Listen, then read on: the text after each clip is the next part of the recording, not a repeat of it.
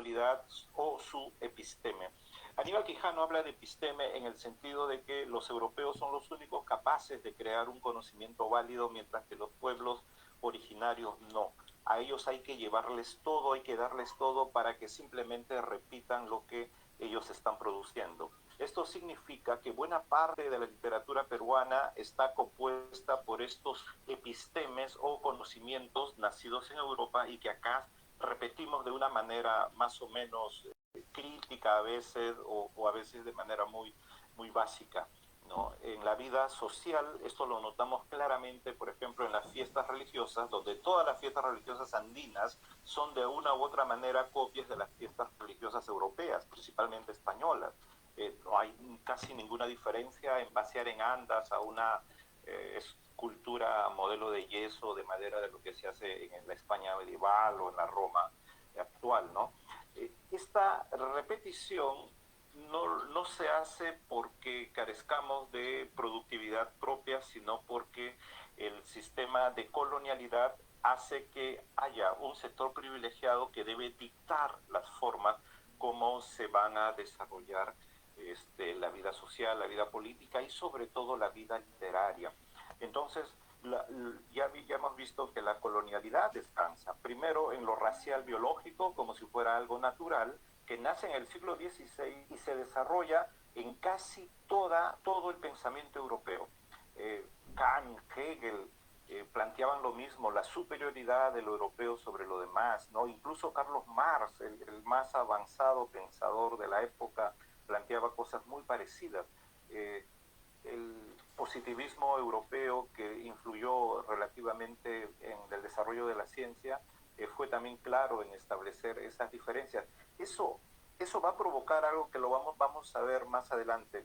En lo cultural y en lo político también implica solo la repetición de modelos surgidos allá y, como ya señalé, el episteme, el conocimiento también. Imposibilidad de que nosotros, los peruanos, podamos producir conocimiento propio. Entonces, el primer elemento de la ficción colonial descansa en establecer qué cosa es la colonialidad y qué es la racialización. Ya les expliqué, no se trata solo del color de la piel, sino de el papel que se juega en lo social, en lo político y en la permisibilidad de explotación económica del indio. El indio como ficción colonial, naturalmente. Luego, ¿cómo se manifiesta esta ficción colonial en la literatura? Principalmente en dos elementos, en la lengua o la escritura y en la tradición oral o en la creación literaria o en la ficción propiamente dicho. Bien, el primer punto en la escritura es señalar que en el siglo XVI se enfrentaron dos culturas que eran una totalmente ágrafa, oral, y la otra casi totalmente ágrafa oral. O sea, la mayoría de españoles o castellanos que llegaron al Perú eran naturalmente analfabetos, no sabían escribir ni leer, salvo algunos elementos privilegiados como los curas y algún otro que tenía educación. Todos los demás eran analfabetos y transmitían oralmente sus historias. Esto perduró, aunque parezca increíble decirlo, hasta el siglo pasado. Es decir, en el Perú, el 70% de la población hablaba quechua hasta mitad del siglo pasado. Imagínense, éramos todavía un país oral en su mayor parte, y esto cambia cuando la educación se hace pública, principalmente con los colegios de Odría, y la educación llega a niveles mayores de la población que aprenden a escribir en castellano. Entonces podemos decir que somos un país castellano hablante recién a partir de mediados del siglo pasado, ¿no? Antes de eso, incluso en plena conquista y en plena colonia, éramos un país principalmente quechua y la oralidad se imponía. Pero la escritura es la que mandaba y sigue mandando. Entonces todos los registros de escritura dependían totalmente de la metrópoli. En el Perú, a pesar de que el castellano llegó hace medio milenio, sin embargo, tuvo un desarrollo muy particular que ha emergido en la actualidad en dos líneas de castellano muy dominantes. La primera es el castellano andino, un castellano andino que notamos con toda claridad, por ejemplo, en la narrativa de Óscar Colchado o de Edgar Norabuena, y un castellano amazónico. No, como ustedes saben, la Amazonía fue el 80% del territorio peruano, ahora es el 60%, así que es un área bastante extensa y que es la mayor parte que se habla en el Perú, castellano amazónico. Esto nos da, sin embargo, pautas de recreación de la lengua y de categorías y conceptos dentro del uso del castellano y una suerte de imposición de conceptos. Por ejemplo, el concepto apu que en Ancash es bastante común para las montañas, en el sur apu adquiere connotaciones religiosas, ¿no? Donde un apu es una suerte de dios. Pero todo eso a partir de la penetración colonial que hubo en la lengua.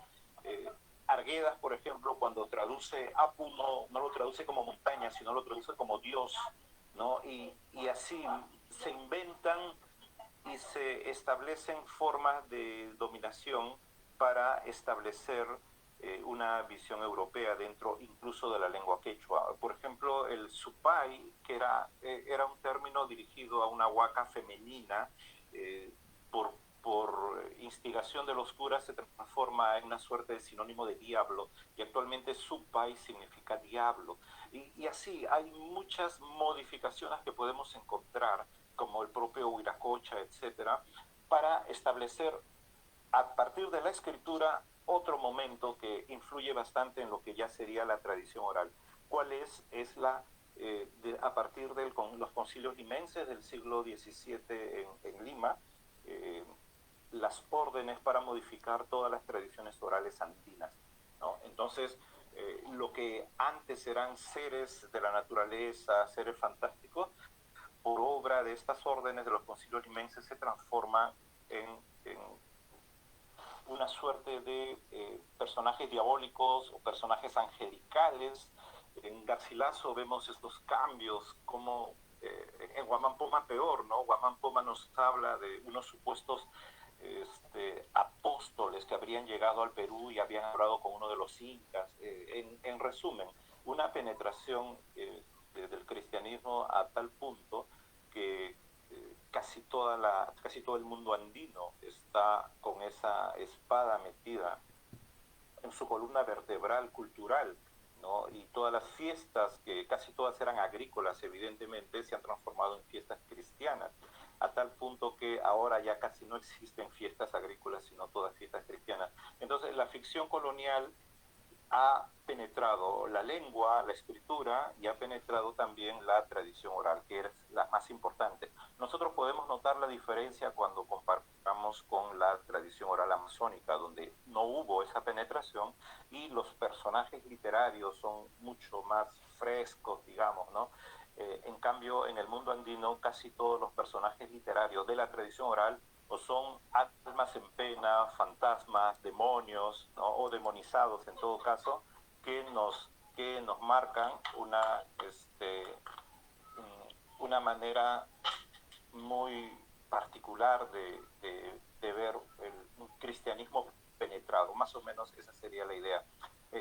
Bueno, y finalmente, en la narrativa andina escrita ya propiamente contemporánea, eso lo vamos a notar, todo lo que acabamos de anotar, lo vamos a ver primero en los personajes. Es decir, si la colonialidad va a retratar a un personaje andino, pues el personaje andino, es decir, la variación del indio, tiene que ser violento, brutal, ignorante y sobre todo feo, muy feo. Si ustedes recuerdan los dibujos y las pinturas del hombre andino, del indigenismo, van a ver que todos son monstruos, todos de una fealdad tremenda. A pesar de que las crónicas coloniales hablan de la belleza de Atahualpa, de la belleza de varios incas o de varias mujeres, en fin, y nosotros podemos comprobarlo yendo al campo. Sin embargo, el arte, la literatura, la pintura solo nos muestran mostritos, mostrencos, ¿no? Donde todos los hombres andinos tienen pómulos inmensos, tienen nariz enorme, en fin, solo nos falta cachos para ser representados como una suerte de diablos perennes y siempre violentos. Recuerden los cuentos andinos de Albújar, ¿no? Donde todos son violentos, y no hay sangre, la sangre tiene que beberse, o peor ahora, a la antropología, ah, esa disciplina racializada que vino de Europa, muestra que todo lo que es del mundo andino o es sagrado, es mítico, es mitológico, está lleno de dioses. Si encuentran una piedra, pues es una piedra sagrada. Si encuentran un hueso, es un hueso sagrado, fruto del canibalismo. Si encuentran un resto arqueológico, pues es un templo. No puede ser un edificio administrativo, civil, no, es un templo. Y todo eso nos muestra cómo los personajes son mostrados de una manera despectiva y deshumanizada. Vargas Llosa, cuando muestra al hombre andino, lo muestra siempre trinchudo, se le caen los mocos, no habla quechua, sino vomita quechua, así lo dice. Y eso se puede leer también en la novela Abril Rojo, ¿no? Incluso hay un cuento muy interesante de Dante Castro, por ejemplo, donde el personaje andino es feo, chueco, habla mal, es pequeño, es retorcido, mientras que el militar de la Marina es alto, rubio, hermoso, azul. Esa dicotomía de los personajes es muy típica de la narrativa andina, donde si se quiere describir a una mujer hermosa, pues la mujer hermosa debe ser blanca, de ojos azules, de pelo semirrubio o rubio, recién allí es bella, pero es difícil encontrar una descripción de una mujer andina que tenga el pelo negro, los ojos negros, la piel morena. Eso es muy difícil porque es la colonialidad la que está presente en la descripción de los personajes. ¿Ya? Entonces allí vemos en primer lugar cómo los personajes al final incluso son derrotados. En Arguedas es sumamente claro, ¿no? Por más que Arguedas nos muestre personajes que sufren y están adoloridos, sobreviviendo su cultura a la penetración occidental, sin embargo son personajes que ya de antemano llevan consigo la derrota, ¿no? Llevan el llanto a veces y las letanías se suceden exclusivamente para esos personajes, porque el personaje occidentalizado blanco jamás hace eso, ¿no? Ellos siempre son fuertes, siempre son poderosos, siempre son alegres. Observen ustedes la novela Hombres de Camino de Miguel Gutiérrez, una hermosa novela donde los hombres, los abigeos, se rebelan frente al poder. Sin embargo, el único personaje que goza, que siente placer por la vida, por la alegría de vivir, es el hacendado. Pero los comuneros, los campesinos, no. No, ellos son una suerte de violentos desclasados.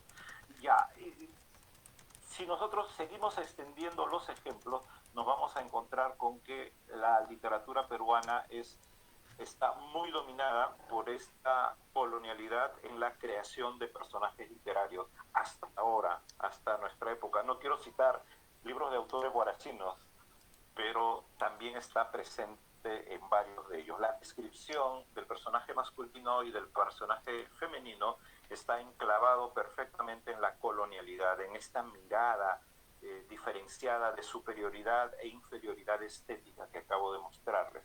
Pero no solo en eso, también en el desarrollo de las historias y de las tramas. Es decir, cualquier emprendimiento que haga el protagonista andino es siempre marcado por la derrota. Es muy difícil encontrar, aunque sí existen, encontrar personajes que recuperen, por ejemplo, el humor, el erotismo, la alegría de vivir en los personajes andinos. Hay excepciones, como los cuentos orales del tío Lino, pero el tío Lino de Cajamarca es creación popular, ¿no? Es creación de un pueblo oral que alguien ha recopilado, pero como creación de un personaje, perdón, de un escritor moderno, pues no hay nada que pueda compararse al tío Lino, esa alegría. Quizá por allí el personaje del Chusalongo, pero eso ya es un experimento moderno que trata de romper precisamente la visión de colonialidad, no de colonialismo, de colonialidad de nuestra literatura andina contemporánea. Y en los desenlaces, pues allí tenemos plantada la derrota de estos personajes que o se enfrentan a ellos mismos, se enfrentan al mundo o se enfrentan a su sociedad y casi siempre son derrotados incluso por sí mismos, ¿no? Las historias amorosas urbanas que notamos en la nueva narrativa de Huaraz, por ejemplo, están supeditadas por eso. Los seres, algunos cuentos de ficción también, donde el personaje, más allá de la autoficción de la narrativa moderna, pero desde de antemano son sujetos de derrota constante. ¿Existe lo contrario? Sí, existe lo contrario, pero en mínima parte. Yo creo que la narrativa andina comienza, es necesariamente post-reforma agraria, creo que comienza con Los Ilegítimos de Hildebrando Pérez Guaranja, y Los Ilegítimos es precisamente una de esas formas de construir personajes andinos ya no marcados por la colonialidad, ya no marcados por la derrota o por la diferenciación social, sino marcados más bien por la esperanza, por un espíritu de lucha que hace que sea uno de los mejores libros de cuentos hechos en nuestro continente, ¿no? En castellano, en el Perú, y que siga produciendo nuevos estudios. En la hermosa obra lírica en quechua de Macedonio Villafán, también podemos encontrar estos pequeños cambios de perspectiva. Algo en Óscar Colchado, pero en Óscar Colchado está presente últimamente, bueno, en realidad desde ya antes, por ejemplo en Cordillera Negra y Del Mar a la Ciudad, está presente como desenlace, como técnica de desenlace, un elemento de la tradición oral que es la transformación. Es decir, el personaje se transforma en puma para huir, para escapar en Cordillera Negra, ¿no? Y se transforma en pelícano, se transforma en otra ave, en Del Mar a la Ciudad. ¿Por qué? Mientras que en la tradición oral lo es para convertirse en agente, es decir, en un personaje transformador de su condición. En el caso de Óscar Colchado se transforma, pero para escapar de la persecución, y creo que el papel pasivo que se le da al desenlace le da otro uso a la tradición oral propiamente dicha, que está muy bueno, ¿no? Es una buena manera de desarrollar. Quizá eh, sea necesario establecer libros en más específicos, pero creo que los 20 minutos que tengo son suficientes para haber señalado de manera general cómo elementos, categorías propios de la colonialidad propuestas por Aníbal Quijano están presentes en la narrativa andina contemporánea. Están lamentablemente presentes. Lo ideal sería tomar conciencia de situaciones así para poder crear personajes, tramas, desenlaces distintos a lo que nos ha planteado la colonialidad hasta nuestros días. Bueno, eso sería todo. Muchísimas gracias.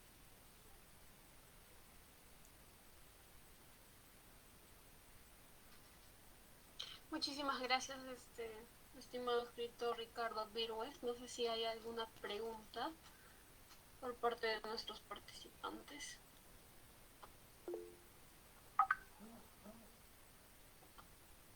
Bueno, en general, yo quisiera decir, a manera tal vez de resumen, que usted lo que ha expresado es un progreso, ¿no? Entre lo que, por ejemplo, vamos a apreciar en la narrativa de Arguedas, que presenta al indio pues como una persona melancólica, aunque también presenta, ¿no?, la figura del indio como un héroe, aquel que es capaz de organizarse o de rebelarse, pero tal vez no tiene un desenlace o no es el desenlace esperado.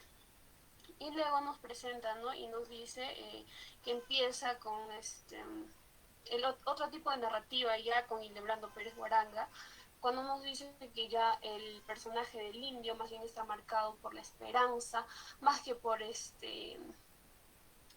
más que por la melancolía y rasgos no tan positivos, digamos, ¿no? No sé si alguien tenga otro comentario o alguna pregunta. Sí, por ahí leí una pregunta si se trataba de estereotipos. Evidentemente, todas las categorías implantadas por la colonialidad son estereotipos, son lugares comunes que ya un escritor consciente, no solo de su técnica, sino de los conceptos que trabaja, ya no debería repetir, evidentemente. Uno de ellos es el concepto de indio, por ejemplo. Cuando los españoles inventaron el concepto de indio, ¿qué significaba indio en el siglo XVI? Significaba la duda de si el indio era un ser humano o era un animal. Entonces, ¿qué es el indio? El indio es el intermedio entre el ser humano y el animal. De modo que cuando nosotros llamamos indio a alguien, estamos repitiendo el discurso de animalizar a la persona, que carece de alma, ¿no? Y como carece de alma hay que esclavizarlo, hay que explotarlo. Y lo ideal es el respetar la autodenominación de cada pueblo. Por ejemplo, un nacido en Argentina se llama Argentina, no se llama indio argentino, ¿no? Un shipibo en el Perú es un shipibo, no es un indio shipibo. Pero la colonialidad nos ha metido en la cabeza esos conceptos que hasta ahora repetimos sin crítica y necesitamos ser absolutamente críticos para romper los estereotipos, para romper la denominación despectiva hacia otro ser humano, porque nosotros no tenemos ningún derecho para ser despectivos con otros seres humanos. Mientras observen lo siguiente, mientras casi todos los países europeos están pidiendo perdón por los crímenes, el genocidio, el saqueo que han hecho a diversos países, Alemania no solo ha pedido perdón, sino también va a dar miles de millones de euros a un país africano por toda la carnicería que hizo. Lo mismo Inglaterra, lo mismo, en fin, Francia, pero España sigue feliz de lo que ha hecho, sigue justificando todos sus crímenes y nosotros de alguna manera hemos heredado la alegría de la bestialización del ser humano, del otro, ¿no? Porque el indio siempre es el otro, no somos nosotros. Ese es el criterio racial de la colonialidad. Pues yo creo que es un debate abierto y hay muchísimo para hablar sobre este tema. Gracias. Sin duda, estimado profesor. Bueno, sí, es bastante controversial seguramente este tema. Tal vez no solamente el problema está en la terminología de decir indio, sino también tal vez es un problema semántico, cultural, y podríamos ahondar mucho. Sin duda, muy, muy importante y bastante interesante su participación. Muchas gracias. Gracias a usted.